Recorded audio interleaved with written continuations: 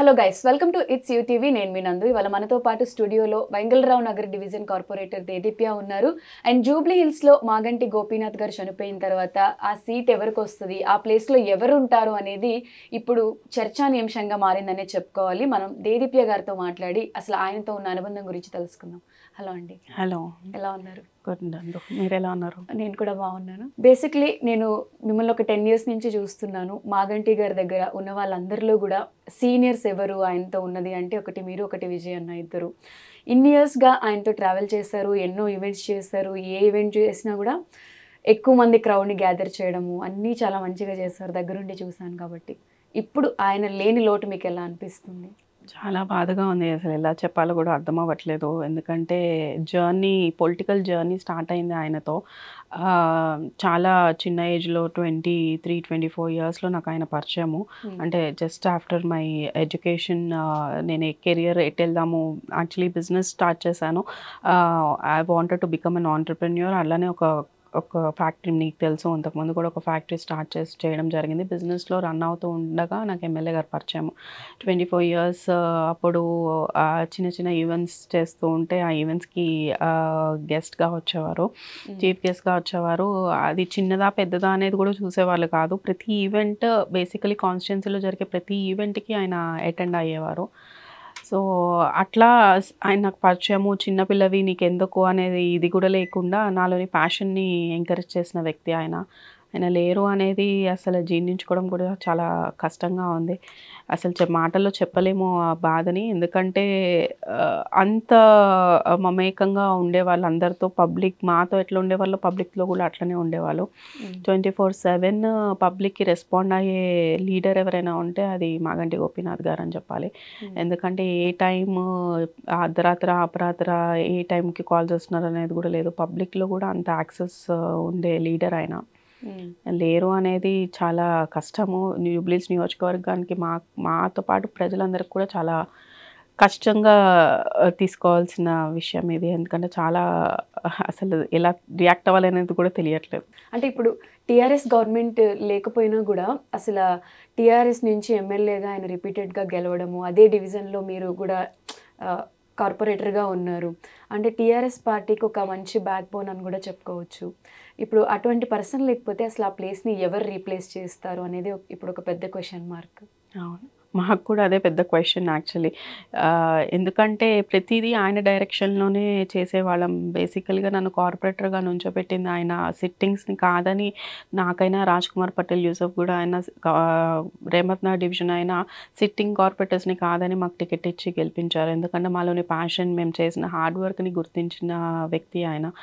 So అంటే ఒక leadership quality, నీలో లీడర్షిప్ క్వాలిటీ ఉంది అంటే ఆ లీడర్షిప్ క్వాలిటీని ఎంకరేజ్ చేసే వ్యక్తి.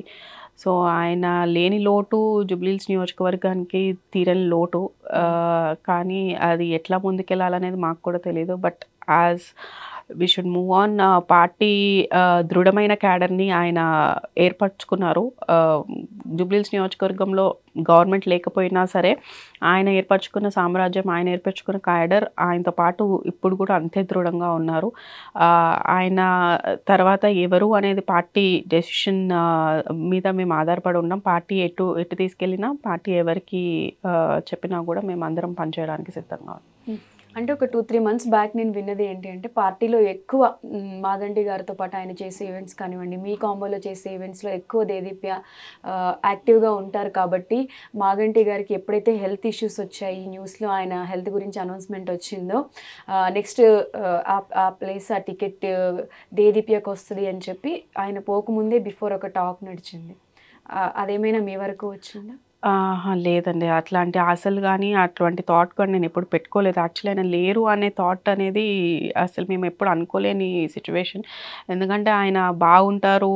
మళ్ళీ ఆ రోజు 5th రోజు అడ్మిట్ అయిన రోజు కూడా మాకు ఏంటంటే బయట వేరే న్యూస్ల్లో చాలా దారుణంగా వేసేసారు. కానీ అటువంటి సిచ్యువేషన్ లేదు.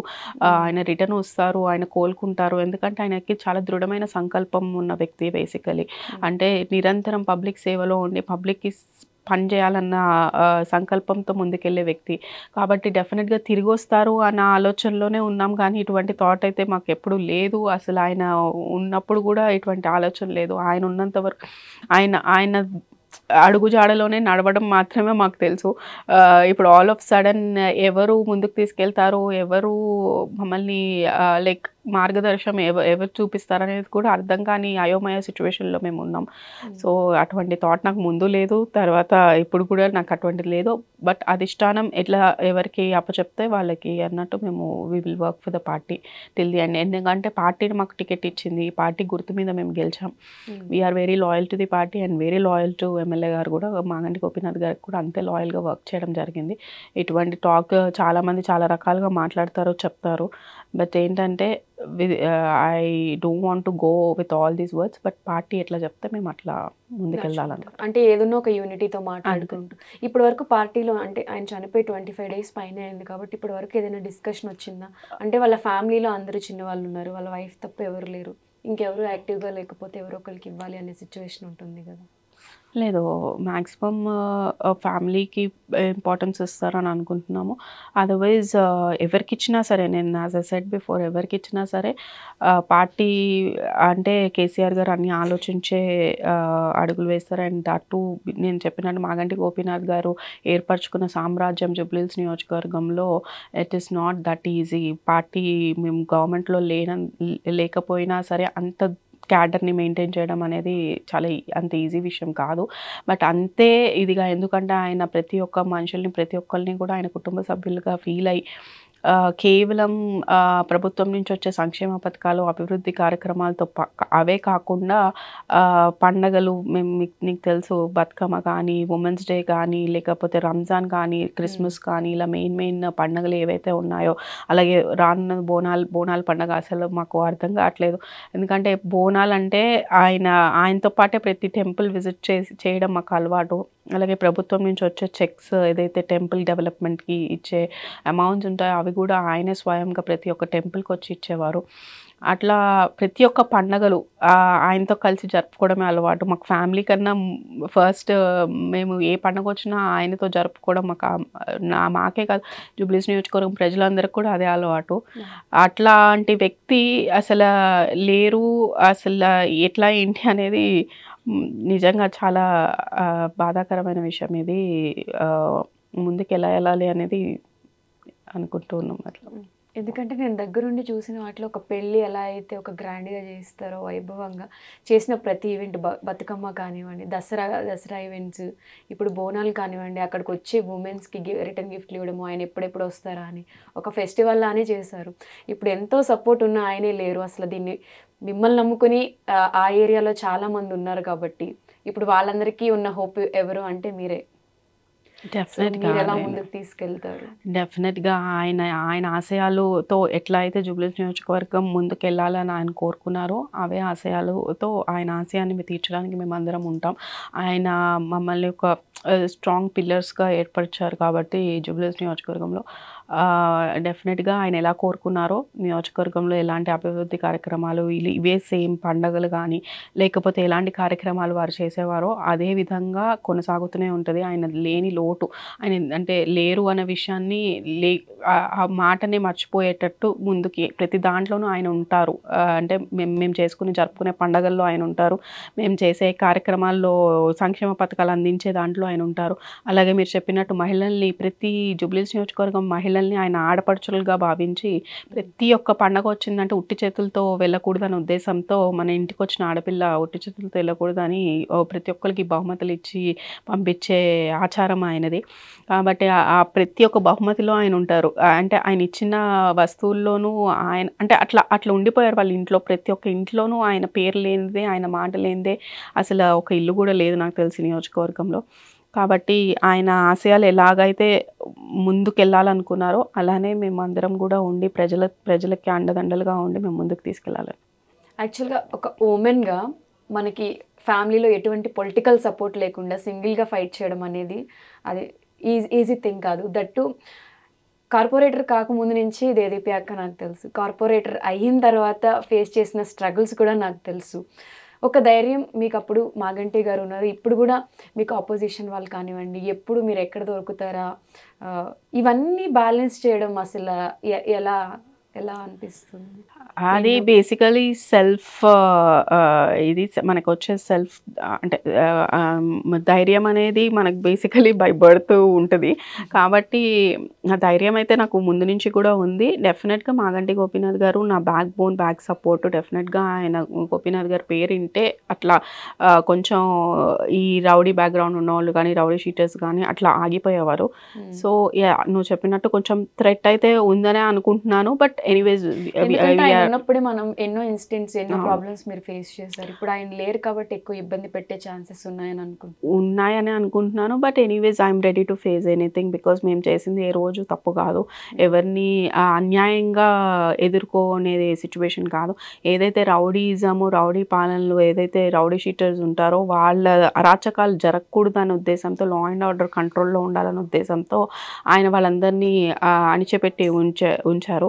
సో ఇప్పుడు మేబీ ఒక 4-5 రోజులు ఇప్పుడు ఆయన లేరన్న ఉద్దేశంతో మేబీ రెచ్చిపోయి మాట్లాడుతూ ఉండొచ్చు బయట. కానీ బట్ డెఫినెట్గా ఆయన ఎలాగైతే కోరుకున్నారో జూబ్లీహిల్స్ నియోజకవర్గం రౌడీజాలు లేకుండా, ఏదైతే రౌడీ పాలన లేకుండా ఉండాలనుకున్నారో డెఫినెట్గా అదే ముందు జరుగుతుంది. మేమందరం రెడీగా ఉన్నాం. Anything we are ready to face it. అట్లా ఇష్యూ భయపడిపోయి వెనక్కి తగ్గే ఇది అయితే లేదు. ఫస్ట్ నుంచి కూడా అదే ధైర్యంతో ఉన్నాం. ఇప్పుడు కూడా అదే ధైర్యంతో ఉంటాం.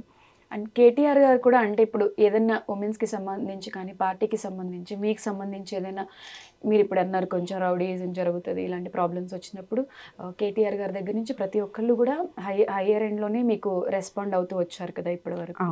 అదేం లేదు. కేటీఆర్ గారు రెస్పాండ్ అవుతున్నారు. పార్టీ కూడా అలానే అంతే ఇదిగా అండదండలుగా ఉంటుంది.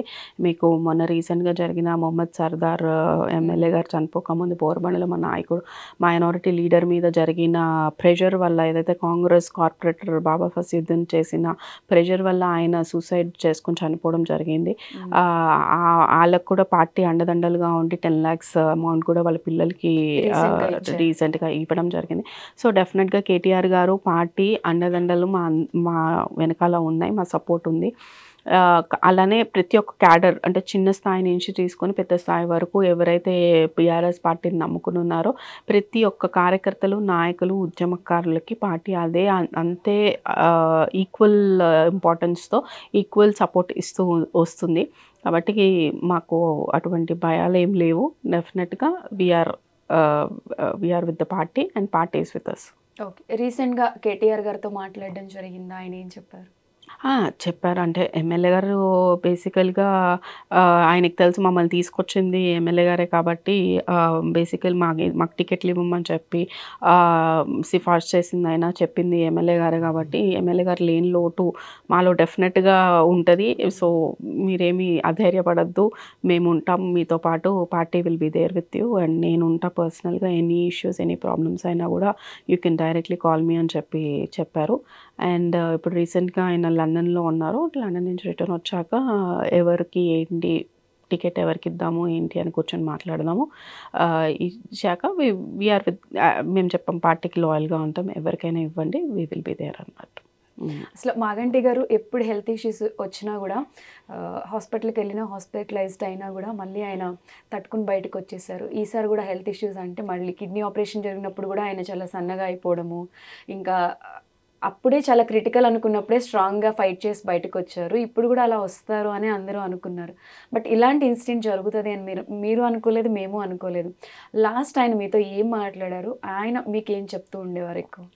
నాకు 4th రోజు కౌన్సిల్ జరిగింది, జిహెచ్ఎంసీ కౌన్సిల్ జరిగింది. 4th రోజు కాల్ చేశారు.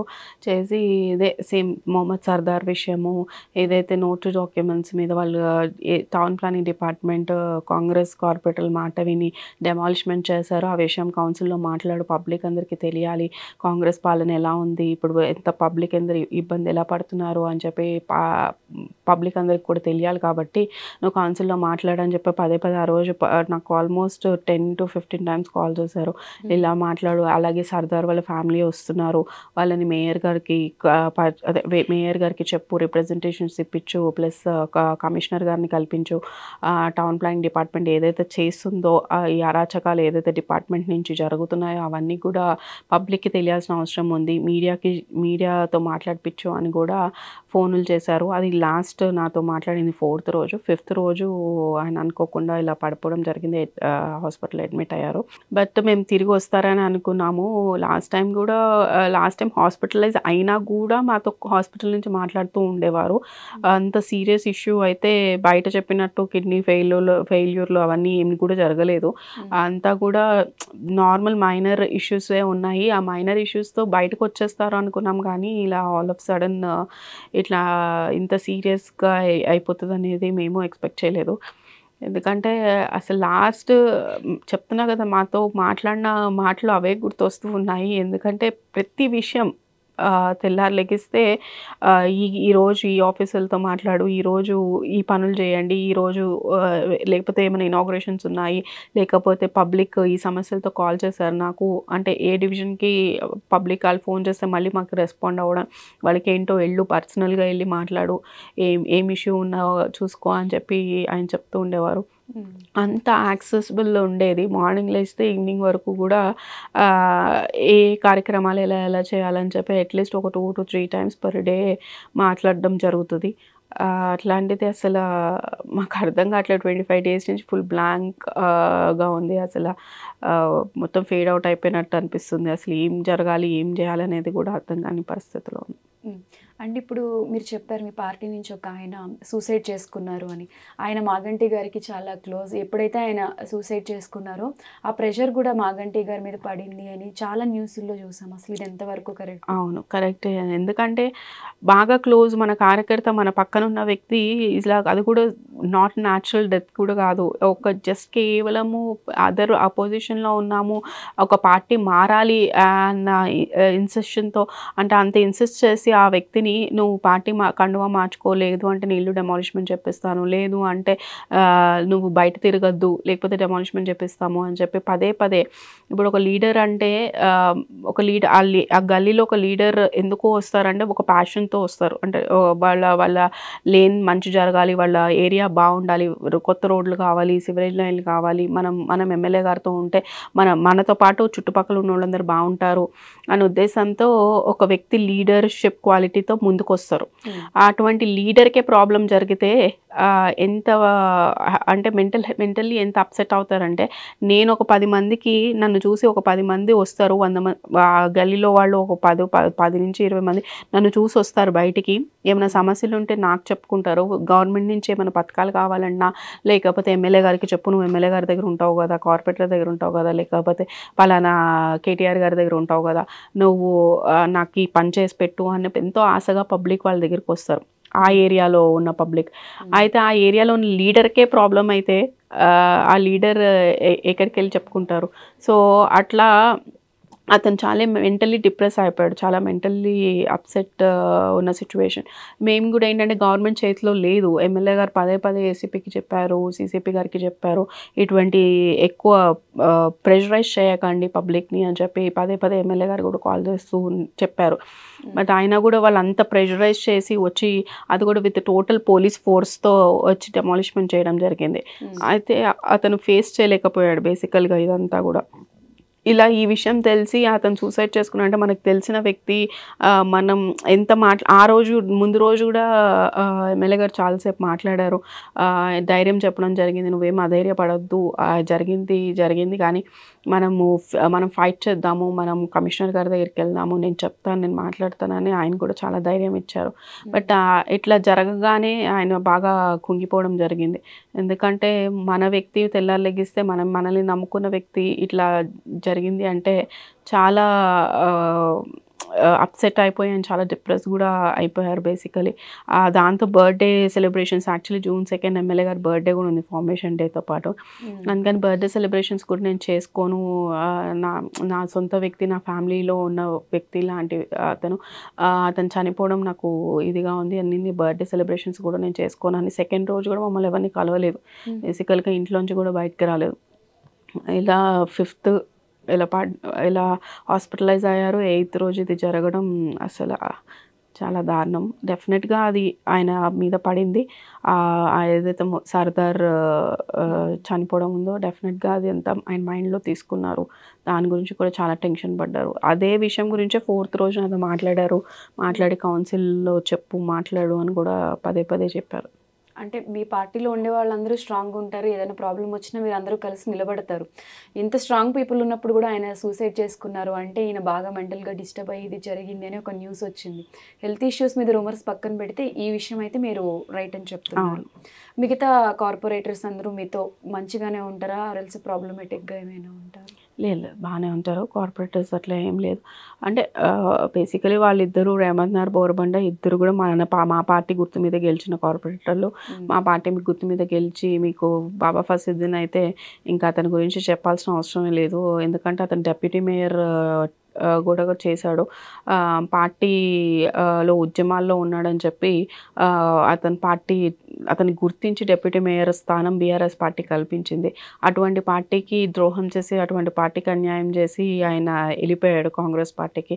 వెళ్ళిపోయి మళ్ళీ కేటీఆర్ గారి మీద, కేసీఆర్ గారి మీద, ఇలా ఎమ్మెల్యే గారి మీద విమర్శలు చేస్తున్నాడు. అలాగే ఇంత అరాచకం సృష్టిస్తున్నాడు బోరబండ డివిజన్లో. అతనికే తెలియాలి, ఇంకా అతని దీనికే వదిలేయాలి. అతను ఎంత దిగజారిపోయాడంటే, ఏ పార్టీ అయితే అతన్ని గుర్తించి అంటే పబ్లిక్లో అతను ఒక Baba Fasiuddin deputy mayor, ex deputy mayor, లేకపోతే ప్రెజెంట్ బోరబండ కార్పొరేటర్ అని మాట్లాడుకుంటున్నారో అది ఎవరి వల్ల వచ్చింది, ఆ పేరు కానీ ఆ ప్రఖ్యాతులు కానీ ఎవరి వల్ల వచ్చింది, ఏ పార్టీ వల్ల వచ్చిందని అతనే తెలుసుకోవాలి.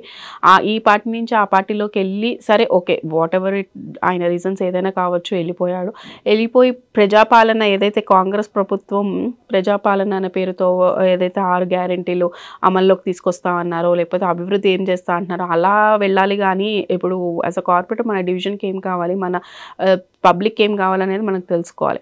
అంతేకాని నువ్వు ఏ పార్టీ నుంచి వెళ్ళావో ఆ పార్టీలో ఉన్న వ్యక్తుల్ని ఇలా హెరాస్మెంట్ చేయడం, ఆ పార్టీలో ఉన్న వ్యక్తుల్ని టార్చర్ చేయడం. కేవలం మొహమ్మద్ సర్దార్ కాదు, ఆ డివిజన్ ప్రెసిడెంట్ కృష్ణమోహన్ అని ఉన్నారు, అతని ఇల్లు కూడా సీజ్ చేపించాడు. అలాగే వివిధ మా పార్టీలో ఉన్న నాయకులు ఎవరైతే ఉన్నారో వాళ్ళకి డిఫరెంట్ సినారియోస్లో ఏదైనా షాప్స్ ఉంటే ట్రేడ్ లైసెన్స్ డిపార్ట్మెంట్ వాళ్ళని పంపించడం, అలా వివిధ విధాలుగా ఆయన టార్చర్ చేస్తున్నాడు. సో పబ్లికే వాళ్ళకి జవాబు చెప్తారు, మేమేం చెప్పాల్సిన అవసరం లేదు. అంటే మీరు ఫస్ట్ నుంచి ఒకటే పార్టీలో ఉన్నారు కాబట్టి ఇదే పార్టీలో కంటిన్యూ అవుతారా, లేకపోతే ఇన్ని ప్రెషర్స్ ఉన్నాయి కాబట్టి మళ్ళీ గవర్నమెంట్ లేదు కాబట్టి నెక్స్ట్ పార్టీ మారే ఛాన్సెస్ ఉంటాయి? లేదు, డెఫినెట్గా లేదు. యాజ్ ఐ సెడ్ ఫస్ట్గానే నేను ఇంటర్వ్యూస్ ముందే చెప్పాను, I'm very loyal to the party and particularly loyal to Maganti Gopinath గారు. డెఫినెట్గా ఆయన మీద కూడా చాలా ప్రెషర్స్ ఉన్నాయి కూడా గవర్నమెంట్ మారాక, కానీ ఆయన పార్టీ మారలేదు, ఈ పార్టీ మీద స్టిక్ అయి ఉందామని అనుకున్నారు. అండ్ డెఫినెట్గా Congress party there is no scope in future. నేను చెప్తున్నానని కాదు, డెఫినెట్గా మళ్ళీ తిరిగి వచ్చేది బీఆర్ఎస్ గవర్నమెంటే. After 3.5 years BRS will form the government again.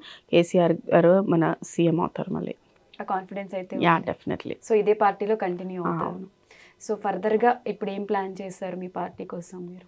అదే చెప్తున్నా కదా, ఇంకా రాబోయే బై ఎలక్షన్స్ ఉన్నాయని, నెక్స్ట్ జిహెచ్ఎంసీ కార్పొరేషన్ ఉంది కాబట్టి డెఫినెట్గా మేము పబ్లిక్లోనే ఉంటాం, ఇప్పటికీ ఉన్నాము. గవర్నమెంట్ లేదనేది ఏం లేదు. మేము పాస్ట్ 18 months కూడా మేమే ఉన్నాము పబ్లిక్ మధ్యలో. ఎమ్మెల్యే గారు కూడా అట్లానే వర్క్ చేశారు, till his last breath he was with the public. కాబట్టి మేము ఇంకా ముందుకు అలానే వెళ్తాం, పబ్లిక్కి ఏం కావాలో మేము నిలబడతాం. ఇప్పుడు అంటే అప్పుడు మా గవర్నమెంట్ ఉండింది కాబట్టి మేము గట్టిగా అడిగి తెచ్చుకునే వాళ్ళం, ఇప్పుడు కొట్లాడి తెచ్చుకోవాలంతే. ఎనీథింగ్ బడ్జెట్ విషయాలు కానీ, లేకపోతే స్ట్రీట్ లైట్స్ కానీ, whatever as a corporator నా డ్యూటీస్ ఏమున్నాయో I will do it till my last day of the duty ఏదైతే ఉందో. నెక్స్ట్ మళ్ళీ కార్పొరేషన్ ఎలక్షన్స్ రానియండి, ఇప్పుడు బై ఎలక్షన్ రానియండి, వీఆర్ విత్ ది పార్టీకి మేము లాయల్గా we will work for the party. ఆ పార్టీ ఎవరికైతే టికెట్ ఇచ్చినా వాళ్ళని గెలిపించుకోవడానికి ట్రై చేస్తాం. ఎక్కడ ఏ ప్రాబ్లం ఉన్నా అక్కడికి వెళ్ళి ప్రజలతో పాటు దాన్ని సాల్వ్ చేయడానికి ట్రై చేస్తారు. నేను అన్ని ఫోటోలు, వీడియోలు, స్టేటస్లు చూస్తూనే ఉంటాను కాబట్టి మాగంటి గారు ఎలా అయితే రిపీటెడ్గా ఎమ్మెల్యేగా అదే ఏరియాలో గెలిచారో ఇన్ ఫ్యూచర్లో మీరు కూడా దీనికంటే పెద్ద పోస్ట్ వచ్చినా, లేకపోతే ఇదే కార్పొరేటర్గా కంటిన్యూ అయినా అదే ఏరియాలో మళ్ళీ మీకే వస్తుందనే కాన్ఫిడెన్స్ అయితే ఆ ఏరియాలో మొత్తం ఉంది.